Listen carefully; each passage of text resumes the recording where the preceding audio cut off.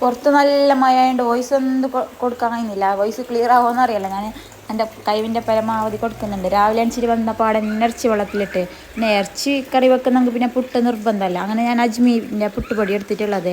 നമുക്ക് നല്ല അടിപൊളി ടേസ്റ്റ് ആവും ഈ അജ്മീൻ്റെ പുട്ടുപൊടി. ഇത് കാസർഗോട്ടാർക്ക് എല്ലാവർക്കും പിന്നെ അതിൻ്റെ പറയേണ്ട ആവശ്യമില്ല ടേസ്റ്റിൻ്റെ കാര്യം. കളക്ടർ ലീവ് തന്നുകൊണ്ട് അതൊരു ഗുണമുണ്ട്. രാവിലെ കുറച്ചധികം നേരം കിടന്നിട്ട് ഉറങ്ങാൻ കഴിയുന്നത്. ഇത് ഇല്ലെങ്കിൽ സ്കൂളുണ്ടെങ്കിൽ രാവിലെ എണീച്ചിട്ട് അൽക്കുലത്ത് ഓരോരോ പണിയെടുക്കണ്ടേ.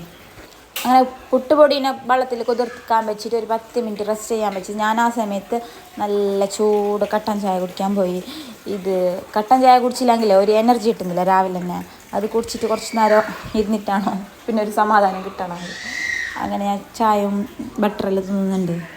രാവിലെ എണിക്കുന്ന വിചാരിക്കുമ്പോൾ അല്ല സ്കൂളില്ല അങ്ങനെ മതിയെന്ന്. പക്ഷേ പിള്ളേരടിച്ചിട്ട് അടുത്ത ഗൗജി കാണുമ്പോൾ അല്ല മഴ ബന്ധം സാരല്ല സ്കൂളുണ്ടായിന് മതി. എന്താറുപോലെ ഈ പിള്ളേർ കഴിയുന്നില്ലപ്പം.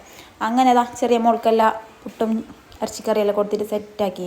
അപ്പം ഞാൻ നീക്കില്ല ഇന്നൊരു മീഷോന്ന് മേങ്ങിയ ഒരു പ്രൊഡക്റ്റ് പരിചയപ്പെടുത്തി തരാവേ.